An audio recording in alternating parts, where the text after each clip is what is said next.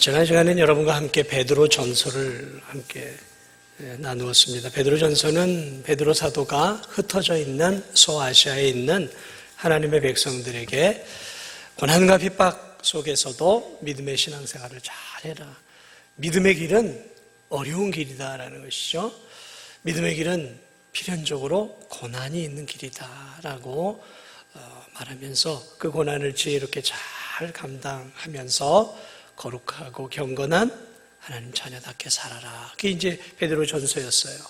오늘 우리가 나눌 것은 베드로 후서입니다. 이 후서는 역시 베드로 사도가 쓴 서신이고, 이 베드로 후서는 사도 바울이 그 죽음에 임박해서 감옥에서 마지막 디모데 후서를 썼던 것처럼 오늘 이 베드로 후서는 이 베드로 사도가 죽음이 임박한 가운데 쓴 서신입니다. 전승에 의하면 이 베드로는 죽음을 당할 때 십자가형에 죽었다고 합니다. 그런데 그때 이렇게 얘기했다고 합니다. 우리 주 예수 그리스도께서 똑바로 죽었는데 내가 어떻게 똑같이 죽을 수 있습니까? 나는 거꾸로 죽겠습니다. 그래서 전승에 의하면 베드로 사도가 십자가에 거꾸로 못 박혀서 죽었다라고 전승이 오고 있는데요. 어쨌든 베드로 사도도 이렇게 복음을 전하다가 순교를 하게 되어지는데, 오늘 이 13, 15절을 보면 함께 볼까요? 3장 13, 15절을 보세요.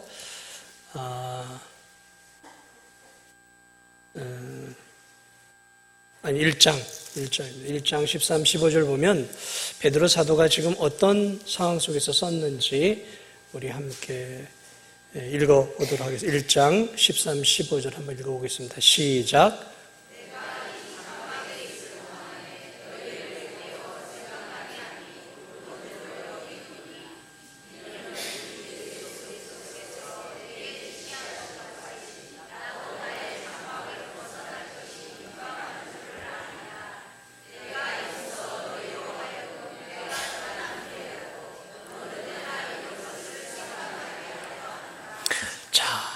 자신의 육신을 지금 장막이라고 사도 바울처럼 표현을 하고 있는데, 14절을 보면 나도 나의 장막을 벗어날 것이 임박한 줄을 알미라. 그러니까 이제 곧 자신도 순교하게 될 것이라는 그런 그 강한 성령의 음성 같은 것들, 상황이 임했던 것 같아요. 그래서 이제 이 세상을 떠나가는구나. 그러면서 이 사도 베드로가 무엇을 쓰기 시작했냐면 이 베드로 후서를 쓰기 시작한 거예요. 사랑하는 흩어져 있는 고난 가운데서 믿음을 지키고 있는 성도들에게 이제 유언과 같은 메시지를 쓰기 시작한 것이죠. 그러므로 오늘 이 죽음에 임박한 가운데서 오늘 베드로 사도는 내가 힘써 너희로 하여금 내가 떠난 후에라도, 내가 죽은 이후에라도, 장막을 떠난 이후라도 어느 때나 이런 것을 생각나게 하려 하노라. 그렇죠.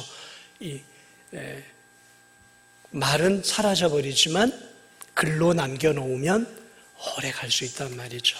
그래서 사랑하는 이 고난 가운데서 믿음을 지키는 성도들이 자신이 이 마지막 죽음을 임박해서 피를 토해내는 심정으로 쓰여지는 이 서신이, 자신은 떠나더라도 이 서신을 통해서 많은 성도들이 하나님 말씀을 붙잡고 살 수 있도록 유언과 같은 마음으로 이 베드로 후서를 쓴 거예요.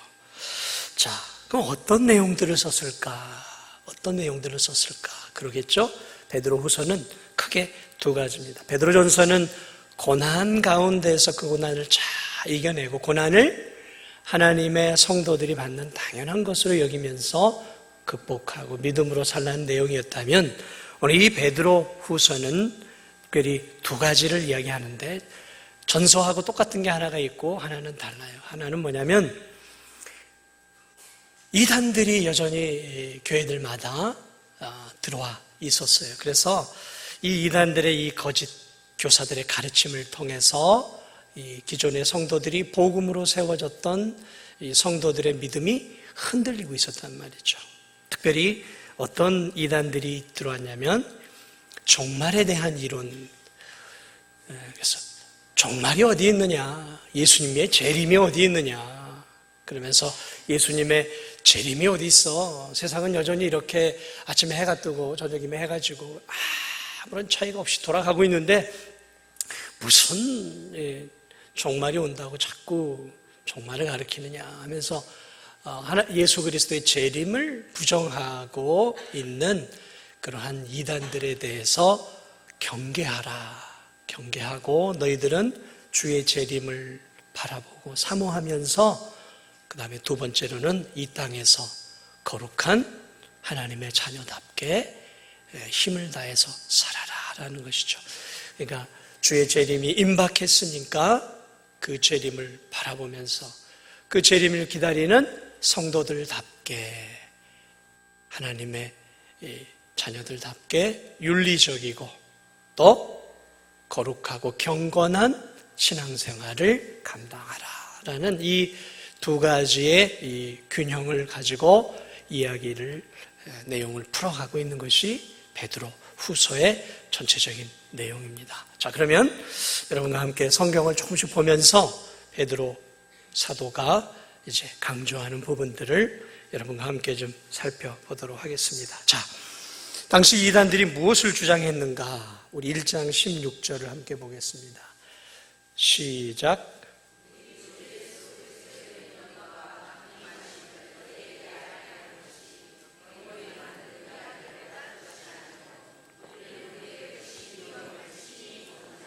자, 이 16절을 가만히 보면 무엇을 할 수 있냐면, 자, 우리 주 예수 그리스도의 능력과 강림하심을 너희에게 알게 한 것이, 베드로가 가르쳤단 말이죠. 사도들이 가르쳤어요.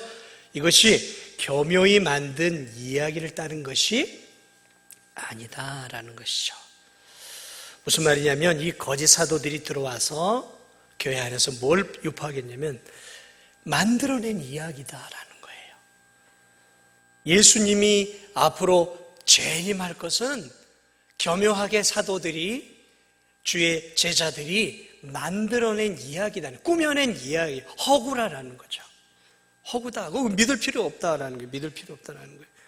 세상이 이렇게 평온하고 태고로부터 지금까지 이렇게 아무 일도 없었는데 무슨 예수님의 재림이 있느냐. 봐라, 제자들이 저렇게 사도들이 외쳤지만 여전히 세상은 아무 일도 없이 이렇게 잘 돌아가고 있지 않느냐. 무슨 재림이냐라고 이렇게 거짓 사도들이 성도들의 마음을 흔들어 놓고 있죠. 자, 임박한 재림을 기다리고 있는 성도들의 입장에서 하루 1년, 2년이 가도 상황은 변하지 않고 믿음 생활하는 것은 어렵고 주님의 재림은 더뎌지니까 그러한 거짓 사도들의 말이 귀에 솔깃할까요? 아니면 솔깃하지 않을까요? 솔깃하죠. 기다려도 안 오니까 예수님은. 그래서 베드로 사도가 뭘 얘기하고 있냐면 그들은 그렇게 얘기하지만 예수 그리스도는 반드시 재림한다라는 것들을 강조하고 있어요. 자, 그래서 그 실례를 1장 보세요. 16절에서 18절 함께 읽어보겠습니다. 16절부터 18절까지 시작.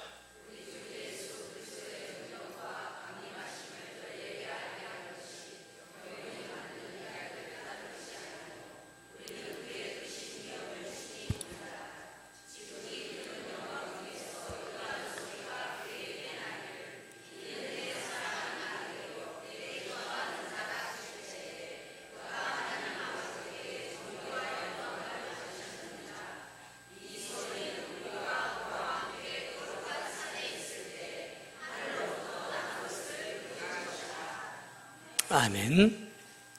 자, 16절부터 18절 얘기가 무슨 얘기냐면 재림이 어딨냐라고 얘기할 때 베드로가 내가 경험했다라는 얘기예요. 베드로가 무엇을 경험했습니까? 예수님과 함께 사역할 때 베드로, 안드레, 요한 이 세 사람이 예수님과 함께 변화산에 올라갔죠. 그때 예수 그리스도가 이 찬란한 영광스러운 모습으로 변화가 되었어요. 그러니까 형용할 수 없는 그 예수 그리스도의 모습을 바라보면서 이 베드로가 정신없는 소리를 했죠. 주여, 여기가 좋사오니 우리가 여기서 초막을 짓고서. 그때 예수 그리스도가 영광스럽게 변화된 그 모습은 앞으로 예수 그리스도께서 이 땅에 재림주로 오실 때에 변화된 영광스러운 모습이었다라는 거죠. 그래서 그 변화산에서 예수 그리스도의 변화된 그 모습은 재림주로 앞으로 오실 예수 그리스도의 그 영광스러움에 대한 맛보기였다라고 지금 베드로 사도가 자신의 경험에 비추어서 지금 이 많은 흩어져 있는 성도들에게 지금 말하고 있는 것이죠. 그러므로 여러분, 예수 그리스도가 변화산상에서 변화된 그 모습은 우연이 아니었던 거예요. 그것은 앞으로 예수 그리스도를 믿는 자들을 위해 하나님께서 공중의 구름을 타고 그렇게 변화된 그러한 영광스러운 모습으로 올 것에 대한 맛보기였다라는 것이죠. 그것을 지금 이 베드로 사도가 강조하면서 그렇게 오신다라는 것이죠. 그렇게 오신다. 그리고 또 하나 강조하고 있는 부분이 있어요. 다시 한번 볼까요? 그 다음 밑에 19에서 21절 한번 읽어보겠습니다. 19절부터 21절까지 시작.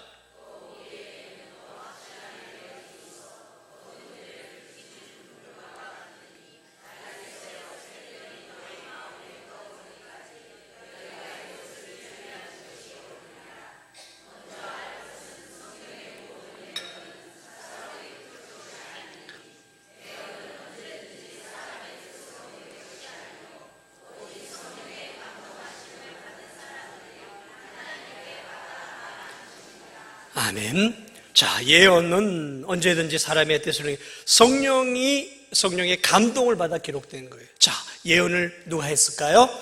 구약의 수많은 선지자들이 예언을 했어요. 이사야, 예레미야, 에스겔, 다니엘, 요엘, 아모스 쭉 예언을 했죠. 그 예언들의 핵심이 무엇이냐면 예수 그리스도의 이 땅에 오심과 죽으심과 부활과 재림이란 말이죠. 그 내용이 이 예언을 해놓은 선지자들의 예언의 내용들의 핵심이란 말이죠. 그 이야기를 하고 있는 거예요.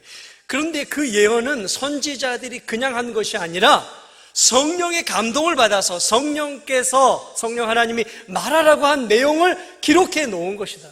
그러니까 이 구약 성경 안에서 예수 그리스도께서 재림하실 것이다라고 예언자들이, 선지자들이 기록해 놓은 그 성경의 내용들은 하나님께서 반드시 예수 그리스도의 재림을 약속하신 분명한 증거다라는 거예요. 그러므로 예수 그리스도의 재림이 확실한 또 하나의 이유는 무엇이냐면 성령 하나님을 통해서 예언자들의 입술을 통해서 성경 구석구석에 그리스도의 재림을 약속해 놓고 있기 때문에 그렇다라는 거죠. 베드로 사도는 그래서 우리는 거짓 선지자들의 말을 믿어서는 안 된다. 왜요? 선지자들을 통해 하나님이 구약에서 이렇게 예수님의 재림을 기록해 놓고 있지 않느냐라는 것이죠. 그것만이 아니죠. 사실은 예수님이 승천하신 이후에 그 제자들이 하늘을 바라보고 있으니까 너희가 무엇을 바라보느냐? 올라가신 분을 본 그대로 다시 그대로 오실 것이다. 성경은 예수 그리스도께서 그대로 다시 오신다.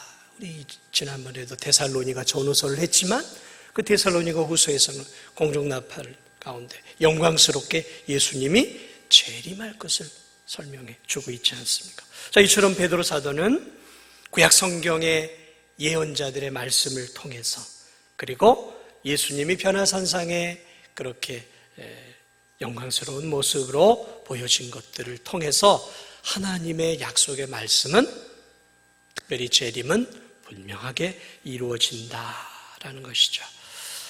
자, 그런데 이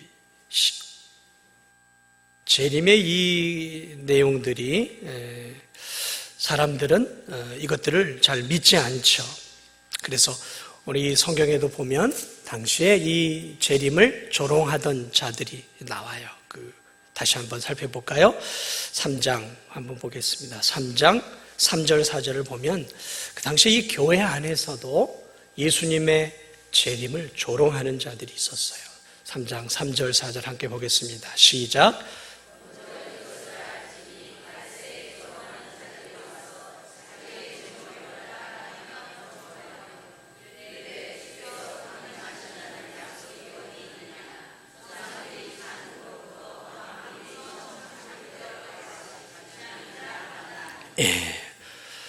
무슨 재림이냐라는 거예요. 세상은 지금까지 아무런 변화도 없이 여전히 이렇게 아침에 해가 뜨고 저녁에 해가 지고 이렇게 하루가 수십 년, 수백 년 변함이 없이 이렇게 왔는데 무슨 재림이 오고 무슨 심판이 와서 불의 심판이 있고 그런 허무맹랑한 이야기 하지 말아라. 세상은 변화가 없다.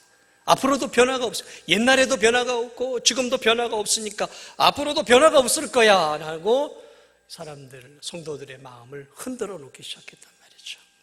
자, 그럴 때 베드로 사도가 그들의 말이 왜 틀렸는지, 무엇이 틀렸는지 이제 논증해 가고 있는 거예요. 자, 한번 3장 5절부터 7절까지 한번 보겠습니다. 시작.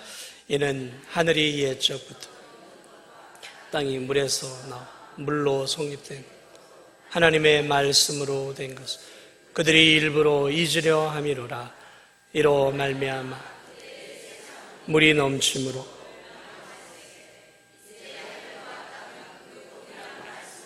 불사르기 위하여 보호하신 바 되어 경건하지 아니한 사람들의 심판 멸망의 날까지 보존하여 두신 것이라. 자, 세상 사람들은 세상은 옛날부터 있어왔고 지금도 변함이 없다. 앞으로도 변함이 없을 거야 라고 할 때 오늘 이 5절 말씀이 뭘 말하고 있냐? 아니다. 세상은 본래부터 있었던 것이 아니다. 이 땅과 이 우주와 해와 달과 별과 이 세상은 원래부터 있었던 것이 아니다. 하나님이 말씀으로 창조해서 만들어진 것이다라는 거예요. 만들어진 거예요. 그들의 말처럼 태고부터 영원부터 있었던 게 아니라는 거예요. 원래 있었던 게 아니라 하나님 만들었다. 그리고 이 세상에 변화가 없었다고? 아니다. 노아의 홍수를 통해서 세상의 죄악이 관영됨으로 하나님께서 앞으로 일어날 영원한 멸망의 심판의 징조로 하나님께서 노아의 홍수를 통해 세상을 싹 쓸어버렸던 그 놀라운 사건이 있는데 세상이 변화가 없이 그대로 있었다고? 그런 말 하지 말아라 라는 것이죠. 이렇게 그러한 거짓 주장하는 자들을 성경을 통해서 지금 논박하고 있는 거예요. 세상은 만들어졌고 그리고 그 만들어진 그 세상은 죄로 인해서 완전히 뒤집어지고 새롭게 노아의 홍수 이후에 새롭게 다시 출발하게 된 것이다. 노아의 홍수가 왔던 것처럼 세상은 이제 마지막 때에 하나님의 불의 심판이 있을 것이다. 주님의 재림의 때가 오면 그때 하나님이 불로 세상을 심판하실 것이다. 그 이야기를 지금 하고 있는 거예요. 사랑하는 성도들아, 저 거짓 선지자들의 말은 논리적이지도 않다.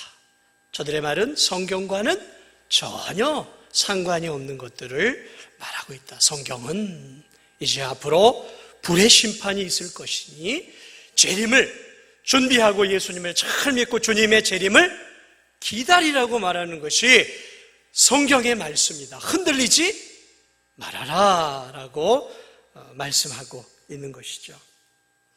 여러분, 이 소돔과 고모라의 멸망, 불의 멸망도 마찬가지예요. 소돔과 고모라가 유황불의 멸망이 되었죠. 이것도 마찬가지예요. 주님의 재림의 때가 오면 이제 하나님의 불의 심판을 통해 하나님을 믿지 않는 자들이 영원한 불못으로 떨어지는 그러한 저주의 형벌을 받게 될 것이라는 하나의 그림자와 같은 사건이 바로 소돔과 고모라의 사건이고 저 노아의 홍수 사건이고, 이게 주님의 재림 때는 완전하고 완벽한 죄의 도말이 일어난다는 것을 구약을 통해 보여주고 있지 않느냐. 그러므로 그들의 말은 허구이고 옳지 않다라고 이 베드로 사도가 주님의 재림을 지금 논증하고 있는 거예요, 성경을 통해서. 자, 그런데 이제 문제는 무엇이냐면 왜 재림이 더디냔 말이죠. 주님이 오신다 약속했는데 왜 이렇게 재림이 더딜까? 그때도 2000년 전에도 성도들이 기다렸고 오늘 우리도 지금 예수님의 재림을 기다리고 있어요. 근데 2000년이라는 세월이 흐르다 보니까 어떤 점에서 저와 여러분은 정말 주님이 오실까라는 안일한 마음을 가지고 살아가요. 물론 죽으면 우리가 예수님으로 인해 영원한 천국에 가게 될 것이라는 소망은 있는데 주님의 이 재림에 대한 인식은 아주 희박해졌어요. 근데 성경은 재림 신앙을 강조하고 있어요. 깨어서 그래서 깨어 있으라라고 얘기를 하고 있어요. 근데 왜 주님의 재림이 이렇게 더딜까? 왜 이렇게 주님의 재림이 더딜까? 우리 베드로후서 3장 8절을 보세요. 베드로후서 3장 8절 한번 보겠습니다. 시작. 사랑하는 자들아, 주께는 하루가 1000년 같고 1000년이 하루 같다는 이 한 가지를 잊지 말라. 자, 이게 뭘 얘기하고 있냐면, 사랑하는 자들아, 주님께는 1000년이 하루 같고 또 하루가 1000년 같다. 이 말은 하나님이 바라보는 세상을 바라보는 시간의 계획표와 우리가 바라보는 시간의 계획표는 다르다라는 거예요. 우리는 기도를 하더라도 빨리 우리가 원하는 시간 안에 하나님이 응답해 주기를 바라고 있죠. 그래가지고 안 해주면 막 조바심이 나고 더디고, 하나님 왜 응답을 안 해주니까 나는 지금 급해서 죽겠는데. 근데 하나님 어때요? 하나님의 때가 아니에요. 그럼 하나님은 우리 입장에서 늦추시는 거예요. 그런데 우리 입장에서 봤을 땐 늦추는 거지만 하나님의 입장에서 볼 때는 하나님의 때에 응답이 오는 거예요. 그 이야기를 하고 있는 거예요. 하나님의 시간표와 우리의 시간표는 다르다라는 거예요. 주님의 재림이 고난을 당하고 힘겨워하는 성도들에게는 빨리 왔으면 좋겠죠. 우리는 빨리 왔으면 좋겠어요. 그러나 주님은 주님의 때가 있다라는 거예요. 주님의 그 때가 차기까지는 그 재림이 이루어지지 않는다라는 것이죠. 자, 3장 9절에 주님이 왜 재림을 우리가 생각하는 것만큼 빨리 하지 않는 이유를 설명해 주고 있어요. 우리 9절 함께 읽겠습니다. 시작.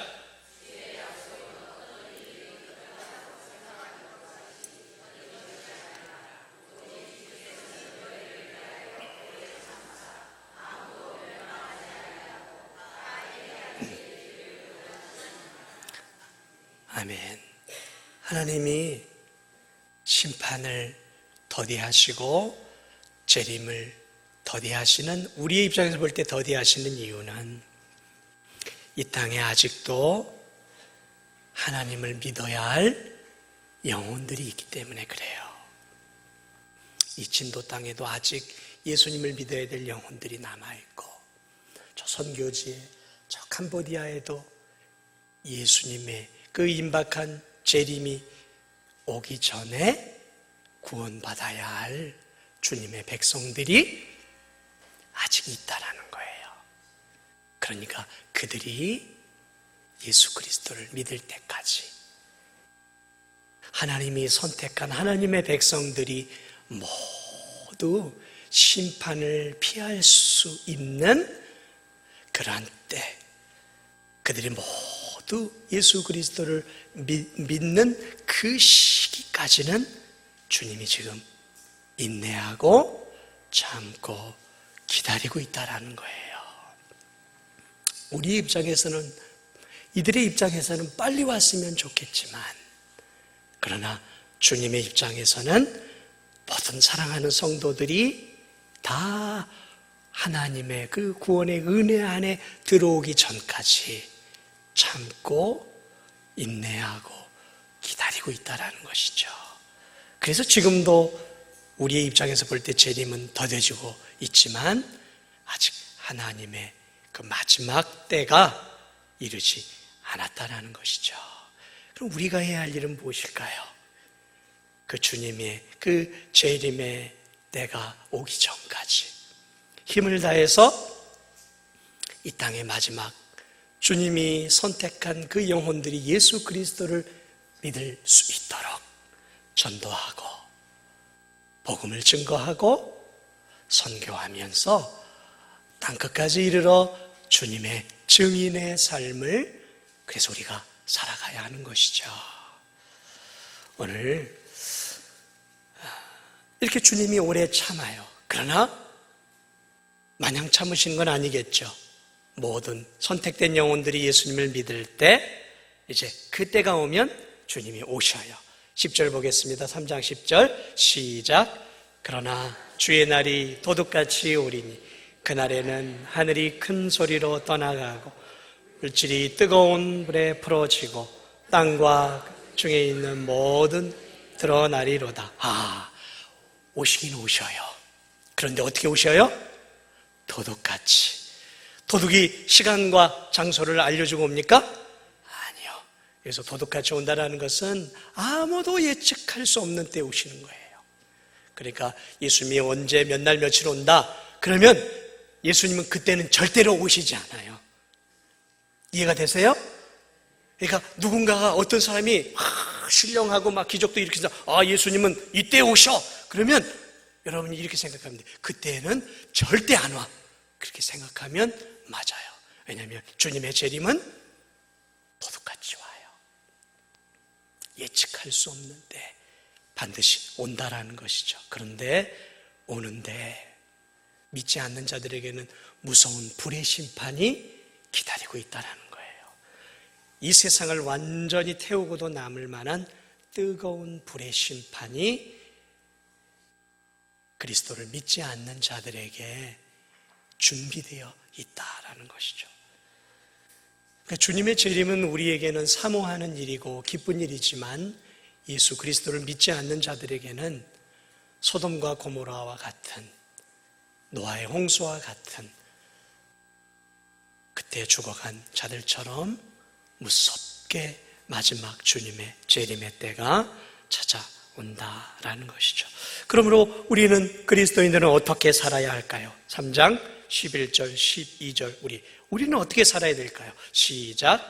이 모든 것이 이렇게 너희가 어떠한 사람이 되어야 마땅한 거룩한 행실과 경건함으로 하나님의 날이 임하기를 바라보고 간절히 사모하라. 그날에 하늘이 불에 타서 풀어지고 물질이 뜨거운 불에 녹아지려니와. 13절까지 볼까요? 우리는 그의 약속대로 의가 있는 곳인 새 하늘과 새 땅을 바라보도다. 아멘. 우리는 어떻게 살아야 할까요? 어떻게 살아야? 11절, 12절을 보니까 거룩한 행실과 경건함으로 하나님의 날이 임하기를 바라보고 간절히 사모하면서 살라라는 거죠. 두 가지죠. 다시 말하면 주님의 재림을, 영광스러운 재림을 사모하면서 기다리면서, 왜냐하면 예수님은 우리의 신랑으로 오시는 거니까 사모하면서, 그러면서 이 땅에서 어떻게 살아야 돼요? 신부가 신랑을 기다리려면 어떻게 해야 돼요? 거룩하게 신부로 단장하고 신랑을 맞을 준비를 하는 거죠. 죄를 멀리하고 경건하게 살면서 예수 그리스도, 신랑 대신 예수 그리스도를 기쁨으로 맞을 수 있는 그러한 거룩한 삶, 죄를 멀리하는 삶, 하나님이 기뻐하는 삶을 우리가 준비하면서 이 땅에 자꾸 마음을 쏟지 마세요. 이 땅이 아니라 앞으로 우리가 살아야 할 영원한 하나님 나라 바라보면서 주님의 재림을 소망하면서 우리가 이 땅에서 믿음으로 살아가야 하는 거예요. 이 초대교회 성도들이 늘 했던 게 뭐냐? 마라나타예요. 마라나타. 마라나타. 주 예수여 어서 오시옵소서. 마라나타. 여러분 그 찬양하세요. 주 예수여 어서 오시옵소서. 고난 가운데 있었던 초대교회 성도들은 늘 외쳤어요. 마라나타. 주 예수여 어서 오시옵소서. 힘들고 어려운 믿음의 인생길이지만 주님이 오시면 이제 이 모든 수고와 고생이 끝나는 줄 압니다. 마라나타. 주 예수여 어서 오시옵소서.